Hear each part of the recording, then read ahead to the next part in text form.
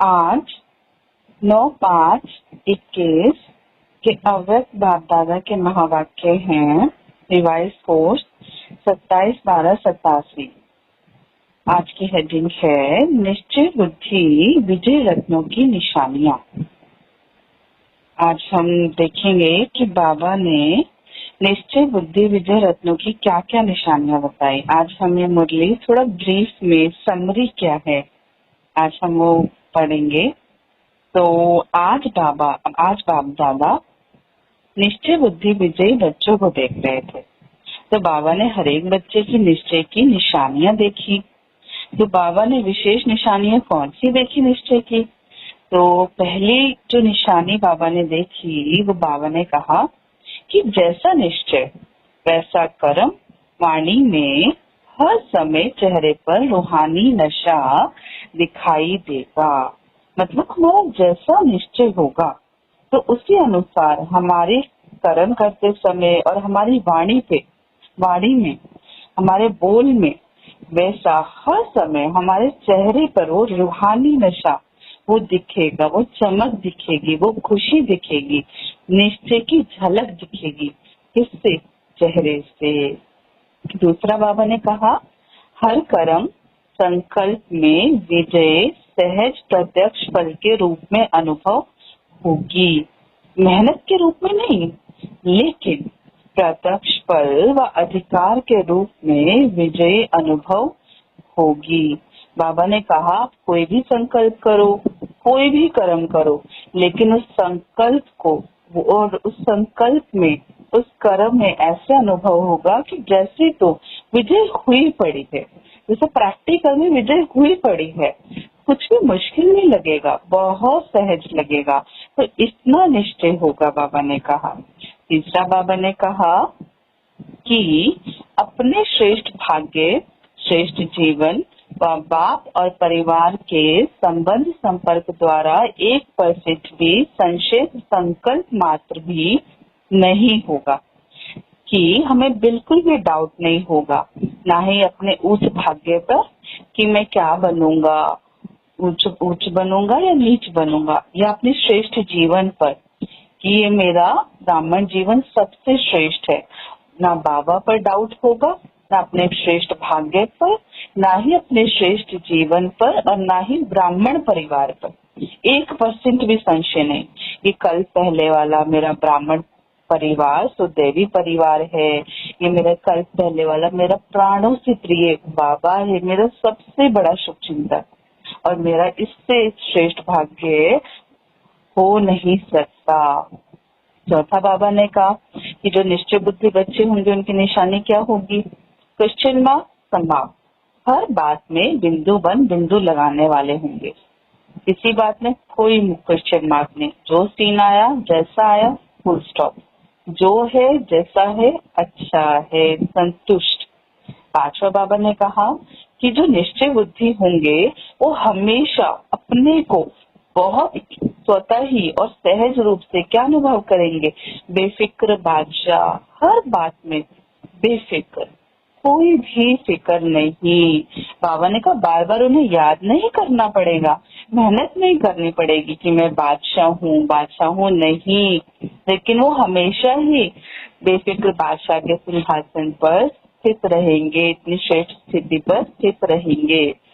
जैसे बाबा ने कहा कि जब हम बाबा से नहीं मिले थे, हमें ज्ञान नहीं मिला था, तो लौकिक जीवन में जब दुख या सुख की परिस्थितियां आती थी तो क्या होता था?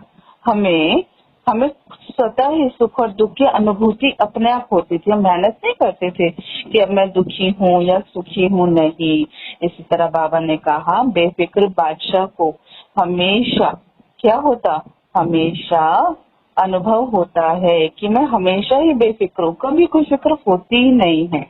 कोई भी कितनी भी बड़ी बाबा ने कहा परिस्थिति आए, लेकिन शक्तिशाली अलौकिक ब्राह्मण जीवन परिस्थिति प्रमाण नहीं होता, परिस्थिति प्रमाण स्थिति नहीं बनती है, लेकिन क्या होता? हमेशा बेफिक्र बादशाह की स्थिति व श्रेष्ठ स्थिति जो बाप दादा ने हमें दी है, जो नॉलेज की लाइट और माइट दी है, और जो याद की शक्ति दी है, बाबा ने कहा जो बाबा ने हमें ज्ञान और योग की शक्ति बाबा की ने दी है वो हमें बाप से मिलती है। तो बाबा ने कहा कि बाबा ने हमें ब्राह्मण जीवन में ज्ञान और योग की लाइट और माइट द्वारा क्या बना दिया है, बेफिक्र बादशाह बना दिया है। इसलिए कोई भी परिस्थिति प्रमाण हमारी शक्तिशाली स्थिति हिल नहीं सकती, स्वतः ही हम उस स्थिति पर स्थित हैं।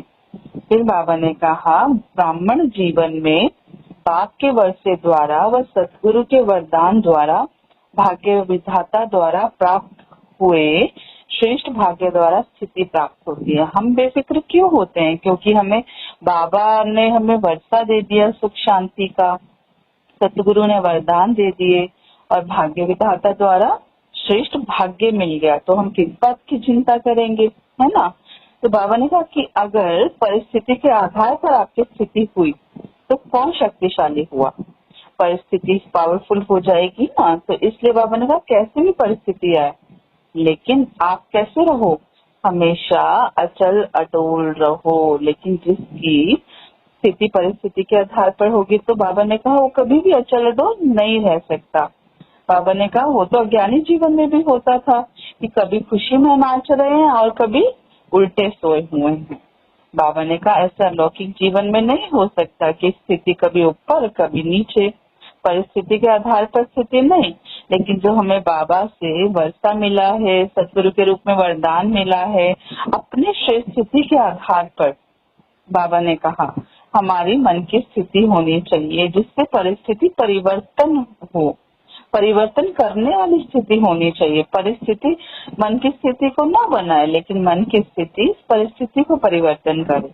तो बाबा ने कहा जो निश्चय बुद्धि होते हैं वो बेफिक्र बादशाह हैं। अगर बेफिक्र है इसका मतलब प्राप्ति नहीं है, कोई ना कोई प्राप्ति है, कोई ना कोई कमी है। तो बाबा ने कहा जब मास्टर सर्वशक्तिमान बन गए तो फिक्र किस बात की।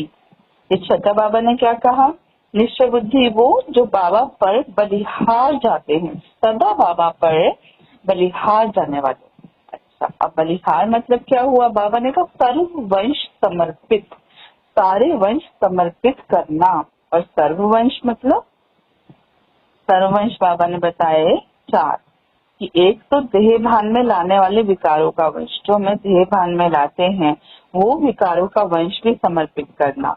फिर चाहे देह के संबंध का वंश कि अब हमारे देह के सभी वंश सभी संबंध खत्म हो गए, सब बाबा को दे दिए, सब बाबा की जिम्मेवारी। और देह के विनाशी पदार्थों की इच्छाओं का वंश वो भी खत्म हो गया, अब कुछ भी नहीं चाहिए। तो बाबा ने कहा तीन चीजें हो गई, एक तो विकारों को हमने बाबा को दे दिया, विकारों का वंश समाप्त, देह के संबंध का वंश समाप्त, और कोई भी देह के विनाशी पदार्थों का की इच्छाओं का वंश समर्पित। तो बाबा ने कहा इसमें सर्ववंश आ गए। तो बाबा ने कहा कि जो सर्ववंश समर्पित और जो सर्ववंश त्यागी एक ही बात है। बाबा ने कहा समर्पित उससे नहीं कहा जाता कि आप सेवा केंद्र पर बैठ गए या मधुबन में बैठ गए। बाबा ने कहा ये तो एक स्टेप है, किस चीज का? सीढ़ी का एक स्टेप है कि आपने खुद को सेवा के लिए अर्पण किया बाबा को। लेकिन सर्ववंश अर्पित, जब हम बाबा को सब कुछ सारे वंश समर्पित कर देते हैं, देह की सारी चीजें, चाहे देह भान हो, संबंध हो या पदार्थों की इच्छा हो, तो वो क्या है? वो सीढ़ी की मंजिल है, ये हमारी डेस्टिनेशन है कि हम सब कुछ बाबा को समर्पित कर दे। लेकिन उसके लिए फर्स्ट स्टेप क्या है? वो तो एक सीढ़ी है जो हमने खुद को अर्पण किया बाबा को सेवा। तो बाबा ने कहा एक सीढ़ी चढ़ गए, इसका मतलब ये नहीं कि मंजिल चढ़ गए। तो निश्चय जो बुद्धि वाले होंगे वो तीनों ही वंश बाबा को अर्पित कर देंगे, तो उनके संकल्प या स्वप्न में भी वो अंश मात्र भी नहीं रह सकता। और बाबा ने कहा अगर अंश है तो क्या हो जाएगा? समय आने पर कभी भी वंश पैदा हो सकता है। फिर बाबा ने सातवां बताया कि निश्चय बुद्धि कैसे होते, हमेशा बेफिक्र, निश्चिंत, हर बात में विजयी। निश्चय बुद्धि बेफिक्र होगा और क्या होगा? निश्चिंत होगा। क्यों? क्योंकि उसे ऐसा लगता है कि हर बात में उसकी विजय हुई ही पड़ी है, तो इसलिए विजय निश्चित है। तो जहाँ विजय निश्चित है तो वहाँ फिक्र की कोई बात नहीं, तो इसलिए निश्चय भी होगा निश्चिंत भी होगा और निश्चित, और उसकी विजय भी निश्चित होगी। उसे हमेशा हर समय ऐसा अनुभव कराएगा। तो आठवां बाबा ने कहा कि जो स्वयं भी निश्चय में रहेंगे, नशे में रहेंगे, तो उनके नशे को देख दूसरों को भी ये रूहानी नशा अनुभव होगा। जब कोई भी निश्चय बुद्धि होगा, जब वो खुद रूहानी नशे में होगा, तो उनके रूहानियत को देखकर, उनके नशे को देखकर दूसरों को भी नशा चढ़ जाएगा, रूहानी नशा। तो बाबा ने कहा कि वो औरों को भी रूहानी नशे में लाएगा बाबा की मदद से, और खुद की स्थिति से दूसरों को भी अनुभव कराएगा रूहानी नशा। तो बाबा ने कहा निश्चय बुद्धि की व रूहानी नशे में रहने वाले के जीवन की विशेषताएं क्या होंगी। तो बाबा ने कहा और अच्छा, अभी बाबा हमने पढ़े थे निश्चय बुद्धि की निशानियां, अब हम पढ़ेंगे निश्चय बुद्धि की व रूहानी नशे में रहने वाले की जीवन की विशेषताएं क्या होंगी। तो बाबा ने कहा पहली बात कि जितना ऊंचा नशा होगा उतना ही उनमें निमित्त भाव होगा। निमित्त भाव में बाबा करा रहा है, उनके जीवन में के हर चरित्र में होगा, हर बात में, कि मैं नहीं कर रहा, लेकिन कौन करा रहा है, बाबा करा रहा है। तो जितना निश्चय बुद्धि उतना निमित्त भाव। फिर बाबा ने कहा निमित्त भाव की विशेषता के कारण निर्माण बुद्धि, निर्माण में हमेशा क्रिएटिव बुद्धि होगी उनकी। क्यों? क्योंकि हर बात में बाबा बाबा बाबा। तो फिर क्या होगा, जब हम बाबा को आगे रखते हैं और जब हम ये सोचते हैं कि बाबा करा रहा है और एक्चुअली बाबा ही कराते हैं, तो क्या होता है, बाबा टचिंग करते हैं, न्यू न्यू आइडियाज देते हैं।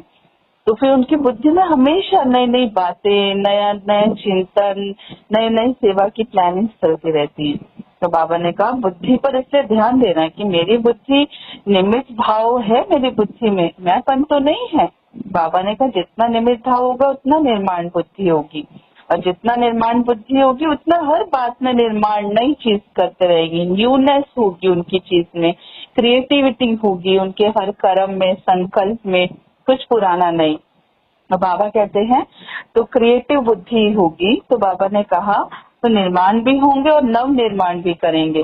तो बाबा ने कहा जहाँ ये विशेषताएं हैं उसे निश्चय बुद्धि कहा जाता है। एक तो निमित्त कि कौन करा रहा है, बाबा करा रहा है। फिर निर्माण, मतलब निर्माण में एकदम बाबा करा रहा है, तो बहुत हम्बल पोलाइट, बिल्कुल भी कोई अहंकार नहीं, मेरापन नहीं, ना नाम मान ना शान। और निर्माण हर बात में न्यूनेस, हर चीज में नई बात। तो बाबा कहते हैं निश्चय बुद्धि की भाषा क्या होगी। एक तो बाबा ने कहा वो बहुत ही मधुरता होगी उनकी। एक मधुरता तो बहुत कॉमन बात है, तो उनकी भाषा में तो स्वीटनेस होगी ही, लेकिन उदारता भी होगी। उदारता क्या हुआ, बाबा ने कहा उदारता का अर्थ ये कि जितनी सर्व आत्माओं के प्रति क्या होगी, आगे बढ़ाने की उदारता होगी कि मैं हर किसी को आगे बढ़ाऊं।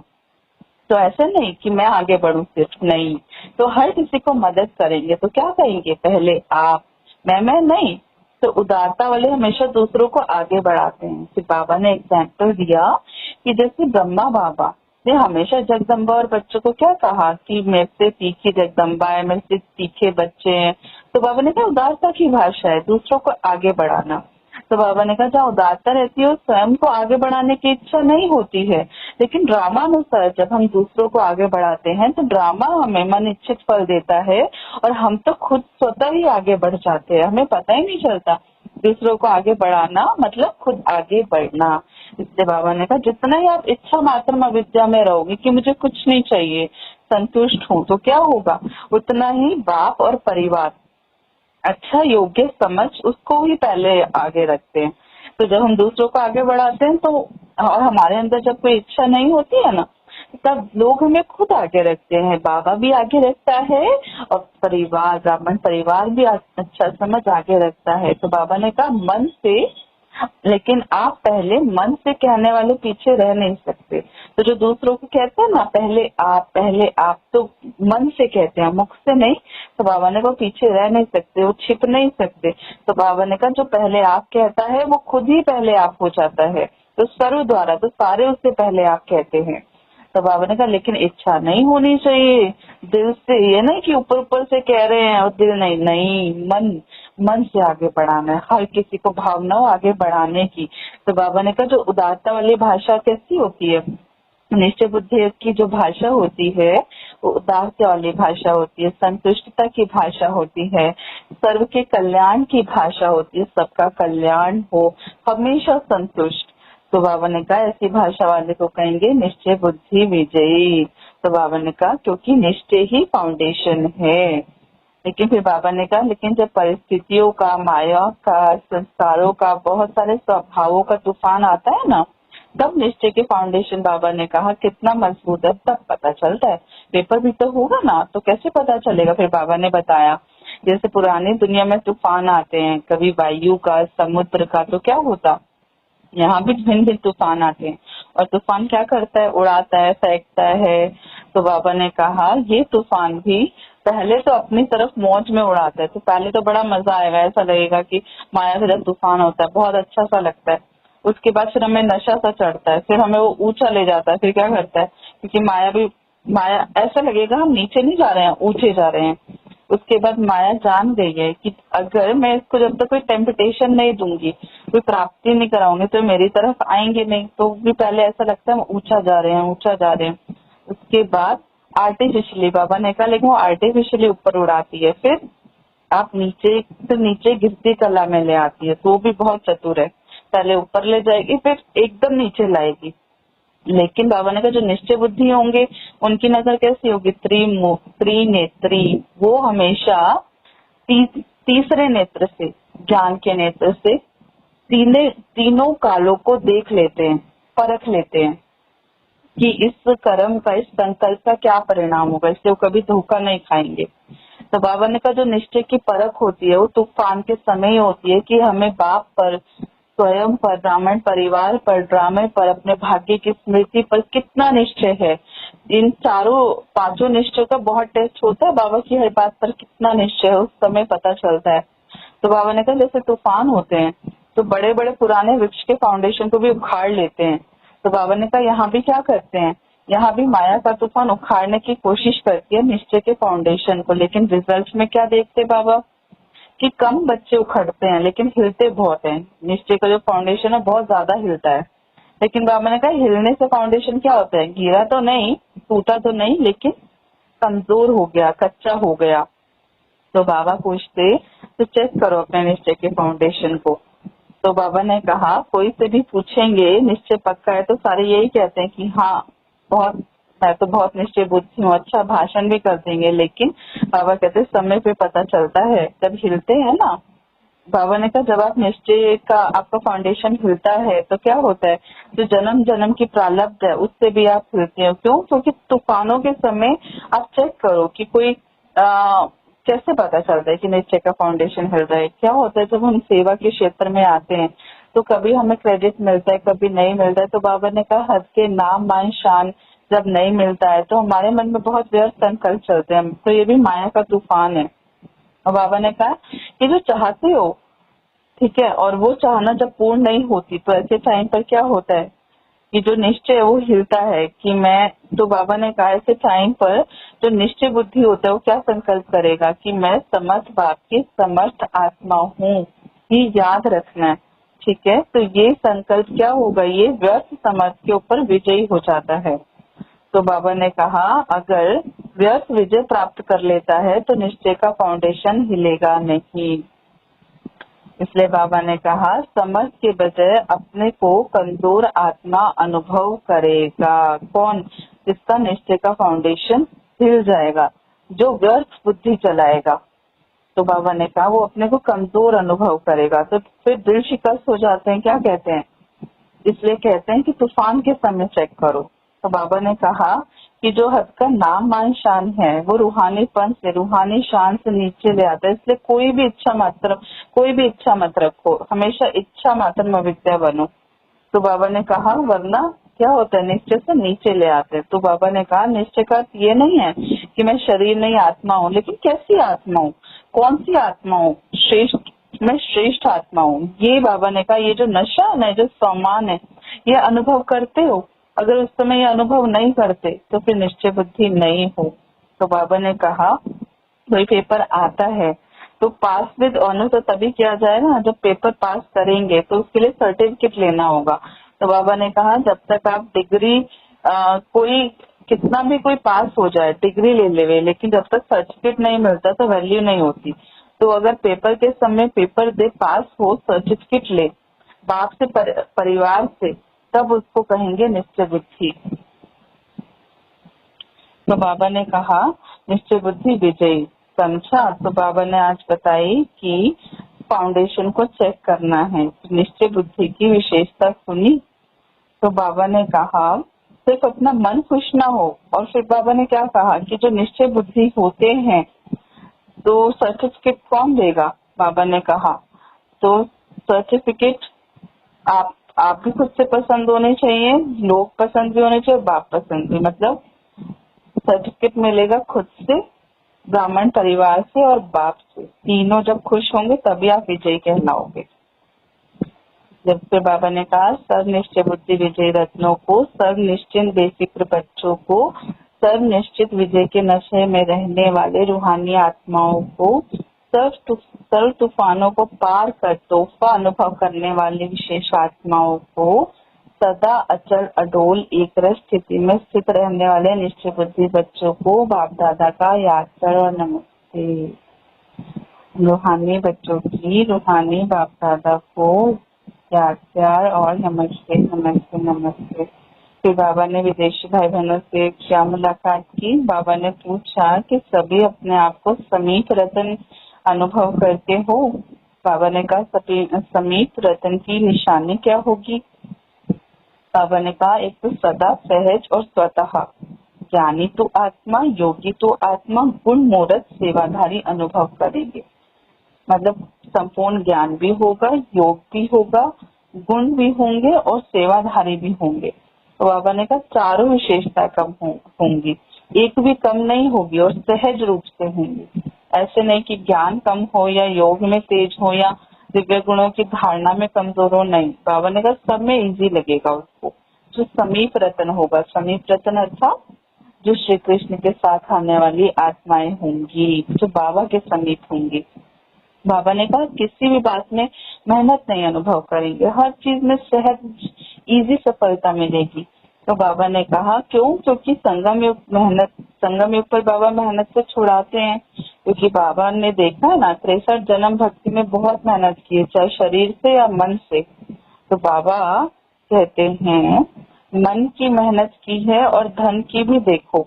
जो सर्विस, बाबा ने कहा जो भी आप धन की सर्विस करते हो, चाहे नौकरी करते हो, तो उसमें बाबा ने कहा देखो कितनी मेहनत करते हो, इस समय भी संगम युग पर भी।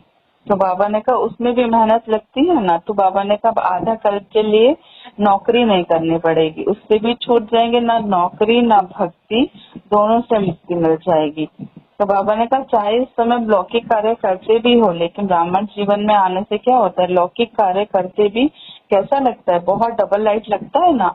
तो वो भी खुशी खुशी में करते हैं, ऐसा लगता है कि जैसे अलौकिक सेवा कर रहे हैं। तो बाबा ने कहा क्योंकि मन की कोई इच्छा नहीं है, जहाँ इच्छा होती है तो वहाँ मेहनत लगती है। इसलिए बाबा ने कहा इच्छा मात्र अविद्या बन जाओ। क्यों?